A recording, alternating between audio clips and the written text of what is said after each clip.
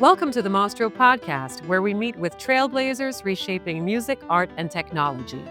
I'm your host, Kim Bingham, and today I'm thrilled to chat with the incredibly talented Violetta Zironi, a singer-songwriter who transformed her career by diving headfirst into the world of Web3 and NFTs.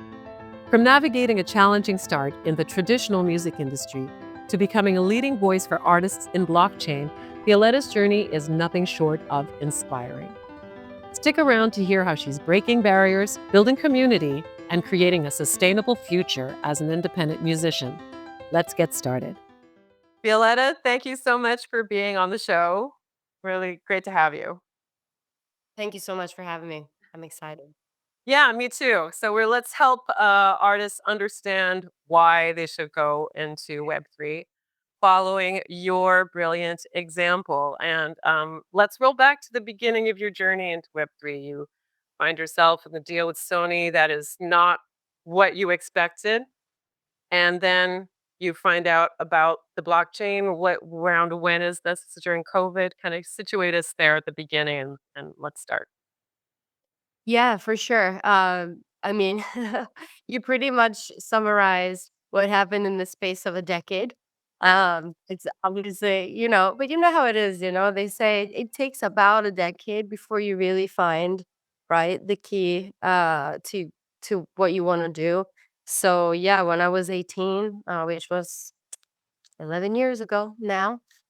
I signed a major label deal with Sony Music after I did X Factor in Italy. So I just kind of, applied to be an X Factor and I got in and then I got all the way to the final, which was a great experience. But then afterwards, literally the day after the X Factor final, the Sony executives invited me to their office.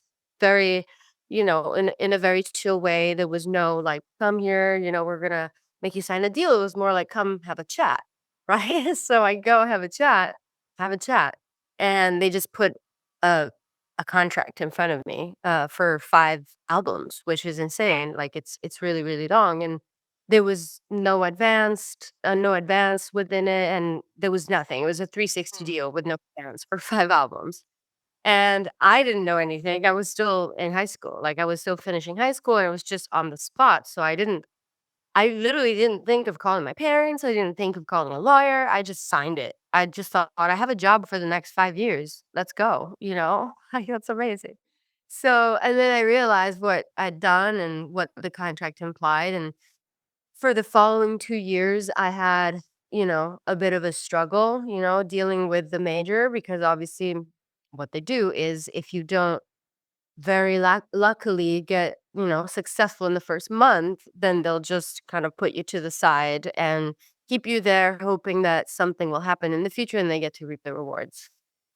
So for 2 years, struggled in communication. They wouldn't even get back to emails. They did a few bad things as well that I'm not gonna, necessarily get into right now, but that's kind of when my spirit of rebellion sort of, I think, got initiated, and got triggered because I was like, how is it possible? I'm 18. How am I already like robbed of everything? I don't even have it, you know? And then I managed to get out of the deal because I did deliver the album that I was supposed to release and they didn't release it. So there was breach of contract on their end, which was lucky for me. So I was able to get out of the deal and move on, be independent. So I moved abroad. I lived in London, then I moved to Berlin and became, what we know as independent songwriters, which is probably most of the people that will watch this video or this podcast, where you release on Spotify, you book your tours, you do a lot of promotion on your own, right? And that's kind of what I did for the following 7 years, together with a lot of other things, because as we know, our music doesn't necessarily pay for itself. You know what I mean? Other things pay for our music, and we do music because we love it. So I was doing acting. I was lucky I never had to get a job, like a side job. Was doing acting, voiceover, writing for like commercials and things like that that would all like supply my original albums until obviously COVID hit. Um, and at that time, I just sold out my first European tour as a headliner. So things were looking up. And then COVID hit. And of course, for however many years, 3 years, we were all locked in. Especially where I lived at the time. Germany was pretty strict with the rules. And for 2 years, I just kind of sat at home and wrote songs and realized things were not like working out. And in the meantime, I had a big argument with my manager of 4 years who decided to freeze my bank account because I wanted to part ways. So I was broke in COVID with a frozen bank account, like just nothing left. But I had recorded an album, and so that was kind of my last hope. And then when I went home for the holidays, actually coming up on 3 years ago, in December 2022, my mom told me, "Before you quit, do you know about NFTs?" And that's when, like, Mm, mm, I did. mm. Yeah, she was That's like, beautiful, beautiful. so, and here we are, 3 years later, haven't looked back. So Mhm. it changed my life. Yeah, and so what was this? So mom says to you, "Have you heard about NFTs?" What do? You go online, Google it, you find what do you find? How do you find your way? Exactly, yeah, I pretty much did that. We were talking about it because she'd heard obviously, it was, like, the 2021 bull run as right? If there were outrageous things happening in the NFT space and Web3, like monkey pictures for $1 million and things like that. So it was hype, and I remember her mentioning Snoop Dogg was creating NFTs with his music. And so that was really intriguing. So like you said, I just Googled it, found some podcasts just like this one.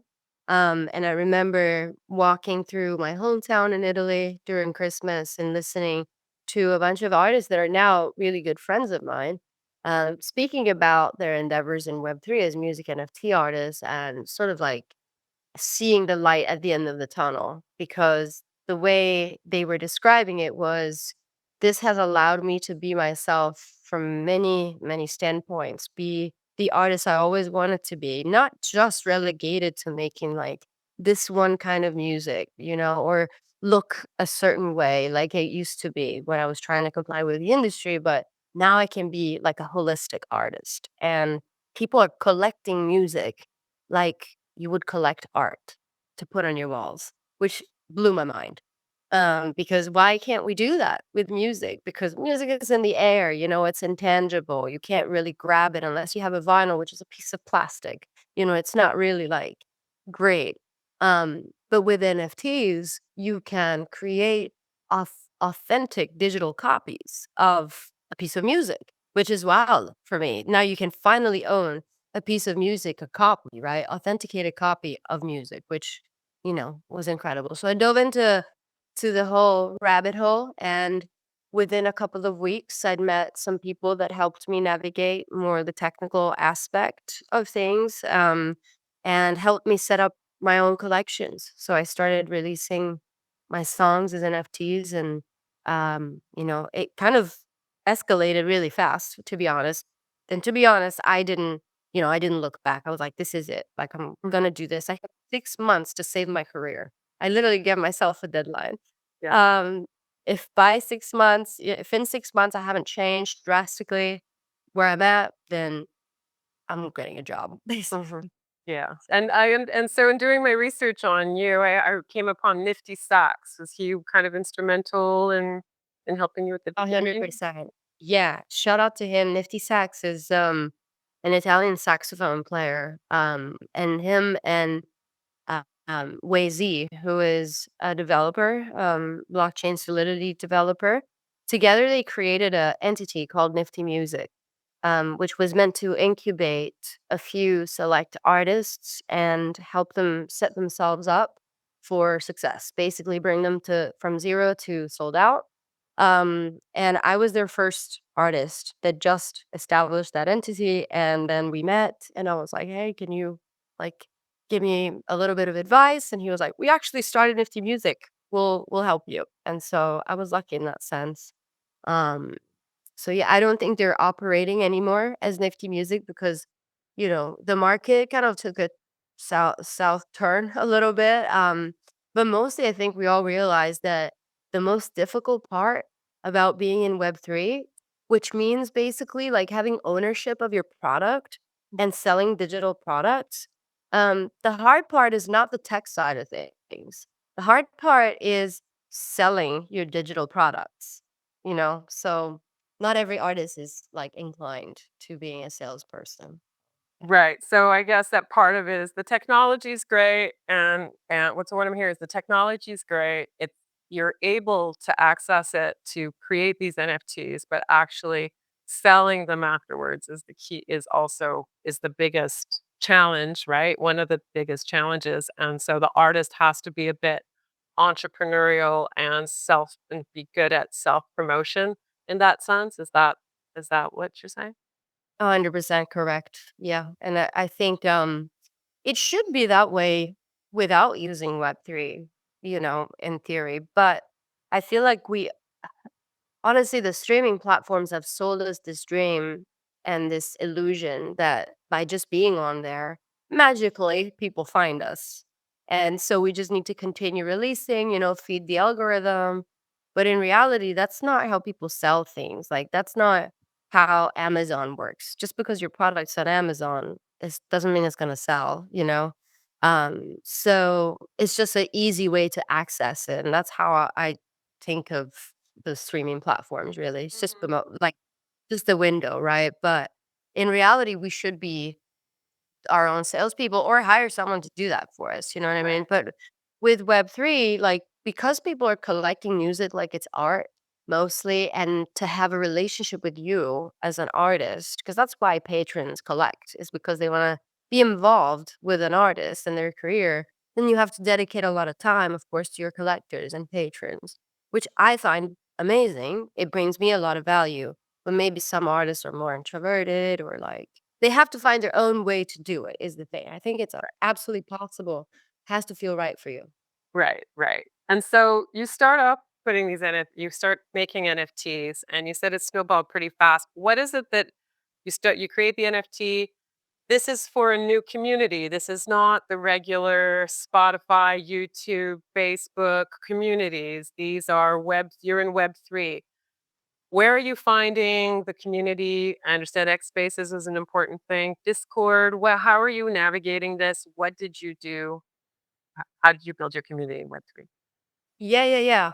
And I'm starting to realize, like, now after 3 years, when we say you're in Web3, at the time, I thought this was like, just a weird, like, niche of the internet, like a cult almost type thing. But all it is just Web3 is just what the internet is going to look like. All of the internet is going to look like in the next like 10 to 20 years. It's just going to be that way. And the people that are experimenting with it now they have high conviction, right? And so it's their everyday obsession. And so they're basically, what they're doing is they're experimenting with art and all different applications to see how far we can push it, right? And how much more we can come up with every day. I find it exciting because we get to be at the forefront of what everything is going to look like in 20 years, right? So it's really, really exciting. But what I didn't understand this at the time. Honestly, I'm saying this now, like 3 years later. But at the time, I thought, okay, like, these people, they're just art collectors or crypto fans. They love crypto, and it's gonna be really hard for me to bring my Web 2, so to speak, like normal fans, to Web 3 and get them to use technology. So I'm not gonna focus on that at all. I was, like, burned out from it, and I was like, "I'll just start over. I'll start over." But I'm not starting over, I have 10 years of experience. But I can start fresh rather than start over. Like, I can now be whoever I want. Like, when you move to a new town, new city, new country, and you're like, "Okay, now I'm, like, new me." So what I did was I joined some Discord channels of NFT communities that I found on Twitter. So I would go on Twitter and search hashtag NFT, hashtag like Bitcoin, hashtag Web3, and just follow a bunch of people. And then I would join their Discord server, Music NFT. I would find like communities about music NFTs and follow everybody. Then I found Twitter Spaces and I started joining. And Twitter Spaces, basically people are talking to each other, like clubhouse rooms, and you can listen or speak. And then eventually people started inviting me to sing on the Twitter Spaces live because I just play guitar and sing. So they'd be like, come up and sing a song. And that became my thing. So that's how I promoted myself. Like I did 3,000 hours of Twitter Space busking in 2022, like every day, you know, like really hustling, right? And then I would follow up with everybody, like DM people. We really try to foster the community, like one community member at a time. Um, I think that's a good approach for people that are going to spend more money on you and they want to have a relationship with you. Yeah, and how are you maintaining that community now? I mean, you were on all these other Discords, Twitter Spaces. You have your own, you do your own X or X Space. You're doing your own X Space now. How are you maintaining your community? Yeah, pretty much at the same time that I started going to other people's Twitter Spaces and Discords, I started hosting mine.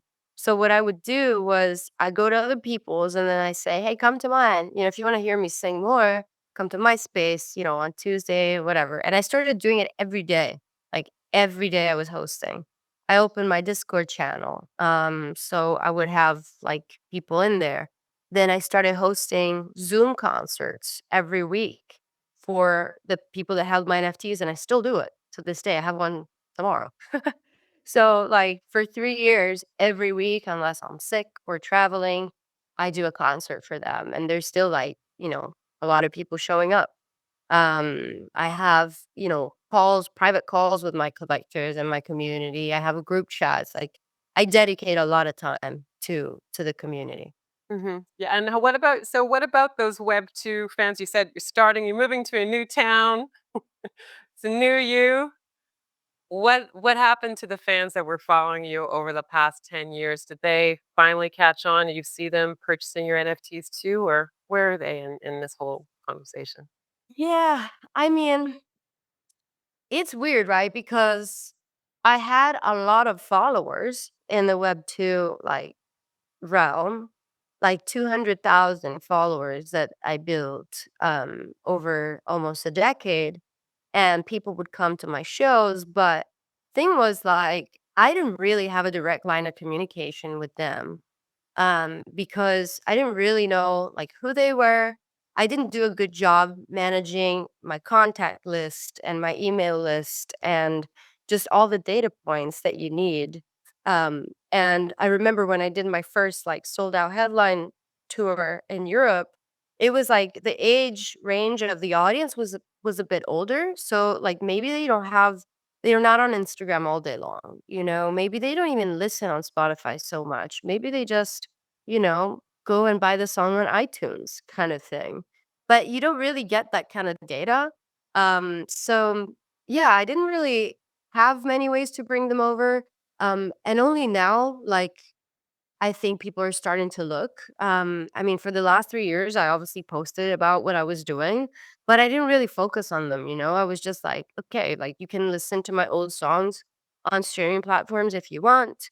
But with all due respect, I love that you love my music, but it's not like I was really making a living through that fan base. You know what I mean?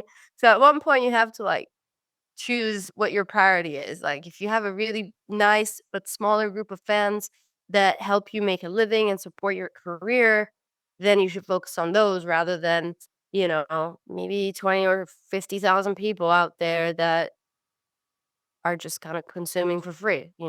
Right.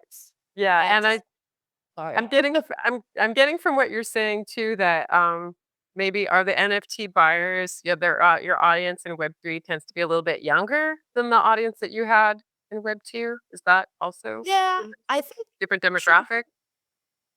It's hard to say, but I think yes. I think a little bit younger. I don't care, like, honestly what age they are, but because I also have people in my community, NFT community, people that are in their 60s. So, there's all kinds of ages. Um, but what I noticed is my Web3 community is more diverse. And it's not just in terms of demographic, but like an age, but in terms of background and lifestyle. And it's just different from what the industry had told me my target audience was. Hmm, Which is interesting because very they said, interesting. "Oh, you have to target, like 40 and up, fans of Nora Jones, like fans of whatever. And then turns out, like, instead of targeting, you're actually limiting yourself because what I noticed is there's people that are really big buyers of my NFTs that told me straight to my face, I would never listen to your music if I hadn't met you and I hadn't gotten to know you and I hadn't seen you live and hadn't gotten an insight on your process and experienced your music on a deeper level. I just wouldn't stop if your song came on the radio, I would shuffle, and that is amazing to me because it allows people to support an artist and get to fall in love with your music, learn to love it for a longer lasting relationship. That's beautiful. Yeah, and very interesting insight on how the industry uh, focuses one way, and then the reality could be extremely different. Let me ask you about live performance. How have your live performances changed? You're doing private live streams for your some of your NFT holders, live concerts. You're doing POAPs. Tell me about live. How being in Web3 has changed that for you. Yeah. Live is an interesting aspect because, like, for the first year, obviously I was very much online, playing live on X Spaces, on Zoom, doing a lot of streaming, right? Live streaming, which a lot of artists could look at and say, "Oh, I wanna go out on the road." But you gotta remember I was starting fresh. So I was building my community again from, like, all over again. So I needed that time to do that, and it's great that you can do it from home, quite honestly, like, think about it, you don't have to go anywhere and spend any money to be on the road. You can just kinda do it from home. And then the following year, my live activity started picking up. So I play a lot. Like this year, I played, mm, 27 shows, 28, something like that around the world. I played, oh my God, like everywhere in the US and Europe, Singapore, Hong Kong, like, Dubai. I played on an airplane. I've done like the craziest things. Um, it's not what you would expect necessarily, like go and play at a festival that's just about music, and the sound is great. No, like you have to think that you're performing in a new industry that's learning and experimenting about a lot of things. Um, and you are bringing music to it. Mhm. So it's kind of a different mindset. I'm here because I'm bringing music. People value it a lot. Um, they pay me to perform, of course. Like sometimes I'll do it for free if I think it's a really good, setting or opportunity. But like that's a quite a significant chunk of my income now as an artist, which more than it used to pay before. To be honest, before Web3. So yeah. Amazing. Are you doing POAPs, proof of attendance protocol, NFTs at any of your shows? Sometimes, Yeah. sometimes I do, yeah. I have I have these guitar picks that I created with NFC chips inside. For those that don't know, it's called near field connection or communication. Where it's like when you tap two iPhones and they talk to each other, basically. So you can tap the guitar pick with your phone, and then there's a pop-up and you can download the app, and within there you can claim an NFT or you can buy my vinyl. It's like almost like a business card, but in the guitar pick and you can claim an NFT within it. So I have that. Yeah, to And distribute how do when and that's available at your shows, or how or is that available on yeah, your website? only at my shows. Okay. Very cool. That's so cool. Great. Well, I know we can get into tech things about specific chains, and then we'll get to that, I think, when we talk about a little bit later in the conversation. Let's talk about artists getting onto the blockchain. Now, you've got musicians on blockchain, and let's talk about why artists aren't in it, why they should, and what resources are out there. So, what's your take on all of that? Artists, listen up. Yeah, it's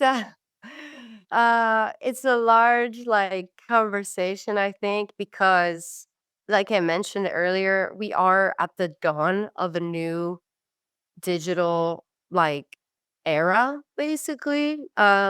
And before I was even into this, I didn't know we were even in a digital era. Like I wasn't, you're not consciously thinking, oh, this is web 2, or like how different the web was, between now and like the 90s. But then you start thinking and sort of categorizing decades, right? Where we were. So like in the 90s and the 80s, the internet was just being born. So, even sending an email was like a big deal, right? And then in the early 2000s and, up until 2008 or so, there was just the regular internet, like streaming and all that kind of stuff, downloading things from the internet, but always from like other, like external servers. And then since the blockchain was invented in 2008 with Bitcoin, it changed. It became decentralized, which is a word, right? That I didn't know what it meant really in this context before, but it means that you're not relying on like a company to let you do your activity, but you're relying on a network of computers that work together. And if one goes down, the network still runs, right? So you're basically protected. Um, so I think artists should start look into this. If they don't have time to become tech pioneers, it's fine. There are ways to get into it that are easy. Honestly, there's so much progress being made with platforms in the last like year or two where you can really use it without knowing you're using it, which is the goal, right? Like that's where we want to get to. But I find it interesting to take a look behind the scenes, right? Because I feel like if you get involved, you have a chance to have a say on how it would look like in 10 years. Like literally those platforms are coming to artists like me and asking me, how should I do this? Because you did it without the tools, without the interface. You did it with like the raw tech components. So how should we build our platform? And I want to be in that position because I get to have a say in what the future will look like, you know? Um, so yeah, I mean, and now of course it's cool getting in early. Imagine if you could get into, you know, one of the first people to ever use Google. That would be crazy, and you would know more than anybody else. So yeah. Yeah, and so how do we catch the tiger by the tail for artists are non-technical?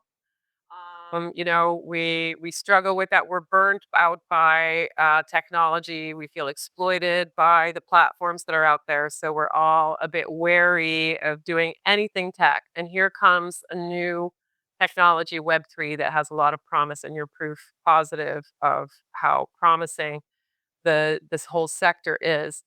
What would you say?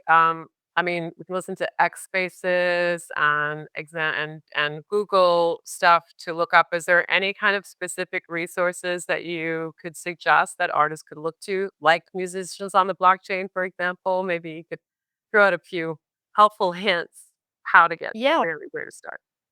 100%. Yeah. So we've created myself and a few other musicians who utilize the blockchain and Web3 to put out their music have created sort of a collective. It's not nothing really like official. It's just about having a home that we can come back to and sort of exchange advice and mostly just welcome new people. It's called Musicians on Blockchain Mob, which is, kind of a short and catchy name. Musicians that are, done with the traditional ways. They're almost like activists in a way, but the reason why we wanted to do this is so that we could show the world that there is an alternative. So whoever wants to make a change in their career as a musician can come to us and we can little by little with the resources we have guide them into basically finding the tools and shaping their career the way they want using this technology. What I recommend is just like reach out to me, find me on Instagram, on X, on LinkedIn, Facebook, whatever you want, and just reach out and we'll put you in the group and then you can kind of grow with us. And that's, you know, just it's very, it's nothing like, "Okay, go to a platform and do this," or, like, read whatever, like, the instructions. It's more like, be with us and you'll absorb, right? And we'll guide you however we can. But I would also recommend, looking into platforms that are out there. There's a platform that I really like called Curious. That's basically just, and I don't work for them or anything. I just find it as one of the easiest ways to sell digital products. It's just like it's like selling an online course. There's these platforms that allow you to do this, but on Curious, you're actually creating NFTs with them on the back end. So they're real ownable assets. When you sell a digital course that's not on the blockchain, you're not buying anything, you're just unlocking something, access to something. Whereas when you buy a digital product on Curious, you own that piece of the internet, basically, which is the behind the scenes, like technical difference. There's also a platform called HIO, which HIO is Web3 streaming, which I find really cool because it doesn't feel any different from any streaming platform like Tidal or Spotify. But if you pay $10 a month as a subscription and you only listen to me, your money goes to me. It doesn't go to like pro rata, like on Spotify, and you can buy NFTs directly from the artist and sell tickets well within the platform. So that's really cool. Um, yeah, just a few resources there. That's great. Well, I think we're gonna hold on to the mob suggestion, and thanks a lot for shouting out those platforms as well, Curious and Hio. I think it's really early. It's still super early days for all of these platforms coming out, and it is for artists. It's time for artists to get in and push the technology to its limits to see what it can do. So yeah, let's talk about actually what your vision is for the future of all of this. Let's say for you, for yourself, what you're doing and what you see for yourself in with the technology available and everything that can happen with and how you can expand your career. So let's talk about those projects. And I'd like to know also your vision for the future. So where would you like to start? You want to talk about what you're up to? Yeah, for sure. So my big vision, I guess, as a musician and in life, I would like to see a world where music is considered like as real art and treated like real art, not just consumed passively, right? Because that's how we interact with music nowadays. We just consume it, right? We just take it in, spit it out, pretty much. Whereas, from my experience in the last 3 years, it doesn't have to be that way. Like people can really, really build a connection and make music part of their life and own it, right? Like they own art. So I would love to see music in museums one day, that people get to experience music in a different way, like focus on it, go back to like slow, and I think right now with technology advancing at light speed, it's really hard to keep up. AI, and all that stuff, humanity and taking a moment to just experience a piece of music and let it speak to you will become more and more valuable. So I want to try and open up that avenue for artists, and just enable it, make artists feel like it can be possible, right? You can aspire to it. So, and I know it's possible. I've recently sold a song for a significant amount. It was 1 Bitcoin, which when it sold, it was like $60,000, like one song without giving away any rights to the song. Just a Fabulous. copy, like a unique copy of the song, the only digital authenticated copy of the song. And the collector, whom I'm really, really grateful to, obviously, really values that piece of music, just for what it is and the way it speaks to them. So, yeah, I would like to see more artists do that, and I want to continue on that path, basically. Okay, and let me ask you also about the actually exclusivity part of that. So the song that you sold for a Bitcoin, that song is also available to listen to online, correct? You have a YouTube link for it. How do you see the exclusivity between selling the song and then actually making it available to the public to listen to? What's your strategy around that sort of thing? No real strategy, honestly, because I see a big difference between, again, consuming and owning. It's like when you go to the Louvre and you see the Mona Lisa, you don't own the Mona Lisa. You can look at it however long you want, but it doesn't make it yours. You know what I mean? And so you don't have all the benefits that come with ownership. Just like you can rent a house or you can own a house. There's different benefits with both of those. If you own it, then you really have freedom. You can sell it, you can gift it, you can keep it. It can be an asset that can grow in value. There's more risk to owning, of course, but it's just like people own art and then exhibit it in museums. Actually, it's almost better if people know about it, right? And the more exposure it gets because it makes the ownership even more valuable. So I don't have a problem with it being available online. And because it's on Bitcoin, it's an NFT on Bitcoin and it's immutable, it can never be taken down. It's also publicly available because that's another big deal about the blockchain. Everything is viewable. So, it changes how the world works. Because like, right now, pretty much nothing is transparent, right? We don't know what the banks do, really, but we know what happens on Bitcoin, right? And so I can't really stop that, and I don't wish to, because I see a big difference between owning and just viewing.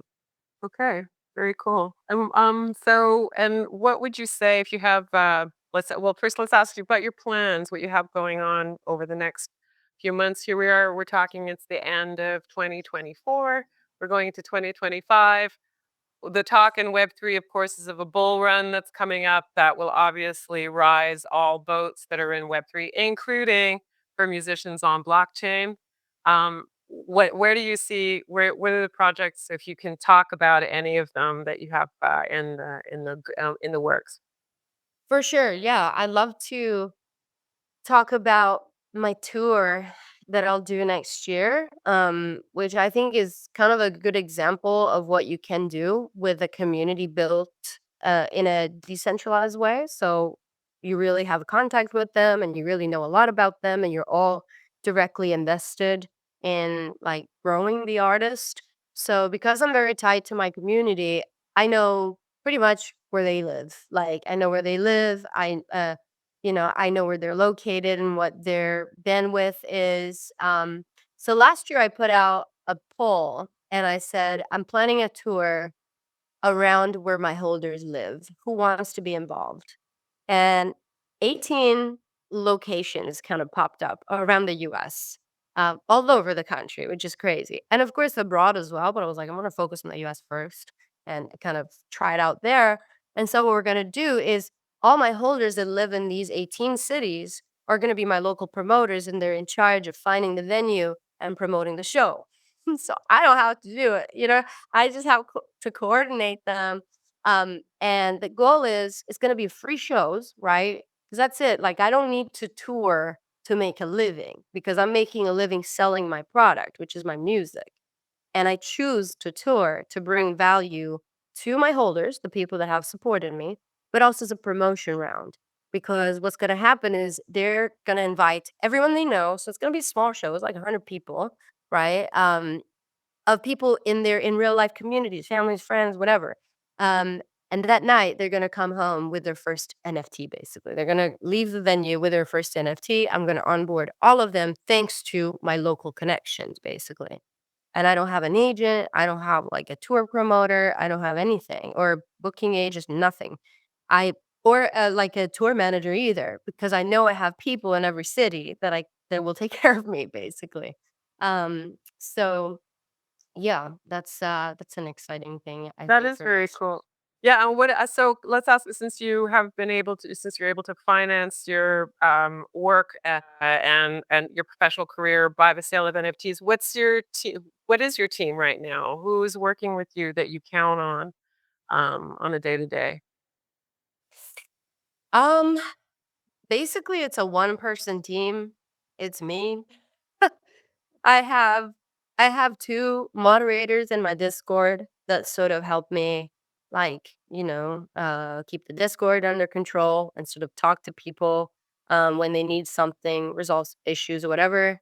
And then I don't have a manager. I have people that, like, work with me, on a case to case, basis. So I have someone that helps me like negotiate rates for my shows and partnerships and collaborations. And then yeah, basically one other person that does similar things, but for something else. So yeah, but I don't have like a fixed team really. Definitely Okay. not like an artist would have. Yeah. Right. All right. So basically one woman operation, and have guitar will travel. This is fantastic. It's interesting. You've got a fantastic profile of it's like the model profile of an entrepreneurial, self-sufficient, um, warm and welcoming, independent artist. And these are the qualities that, from what I'm hearing, you kind of need to well have to have an independent career in any field anyway. But as an artist going into new technology and moving into this new town, having those traits definitely is a huge, huge plus. So kudos to you, bravo, Violetta. Thank you. And I'm not gonna lie, like I don't want to paint this as easy. Okay. It's I work all the time, as I'm sure you do. Like if you're a solo entrepreneur and not only are you like, creating a business, but you're also making the product and the art, it's a lot. And I don't have a lot of time to make the music. So let's say only 10% of my time is dedicated to just purely making music. But for me, it's worth it because I know that that 10% is mine and I can make the music I want and I don't have to follow any rules. And that to me satisfies me more. It's more fulfilling than trying to make a song for an algorithm.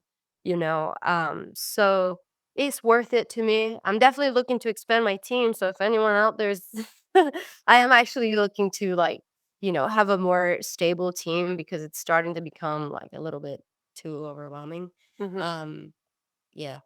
That's see, that's a good problem to have, let's say, and let's hope that more and more independent artists like you have that problem to be able to to build up this new way of working and living that's available to us. Thanks so much for leading the way in that way. It's amazing, Violetta. Thank you. And yeah, I just want people to realize that they can because it's what clicked in my brain. I was like "No, no, no, like, there's no other ways to do this. You have to follow the rules of the industry." But then I realized, no, you don't. Like, you really don't. And it doesn't have to be the blockchain. It can be it's more of a mentality. It's like a mindset. You only wanna sell vinyl? Okay, like, focus on that. Like, go all in on one thing that you know you love and you can sustain, and it's unique to you. Become the master at it, the best. And yeah, and then just focus on that. The blockchain is just, it makes it easier, I think, for all the reasons that we talked about. But yeah, it doesn't have to be that. So I don't know. I'm excited to see more people, like you said, in the bull market. I started because of the last bull market because I heard about it in the news. Basically, my mom heard about it in the news, so I'm excited to see. I think more and more artists will come this year because it'll have more exposure. So I'm excited to see. Yeah, it's an exciting, exciting time ahead. Yeah. Thanks, Violetta, for being on the show. Really such a pleasure and so much great information to share with everyone out there listening to this podcast. And I wish you continued success. We're just going to continue watching you move and shake and develop your career and your beautiful music and all of the new innovations and groundbreaking things that you're doing. So thank you. Thank you so much, Kim. That's it for today's episode of the Mostro Podcast. A huge thank you to Violetta Zironi for sharing her inspiring story and insights into Web3 and NFTs. If you enjoyed this episode, don't forget to subscribe, leave us a review, and share it with a friend or musician who needs to hear this. You can follow Violetta and her incredible journey on violettazironi.com. Until next time, tune in and turn up for innovation.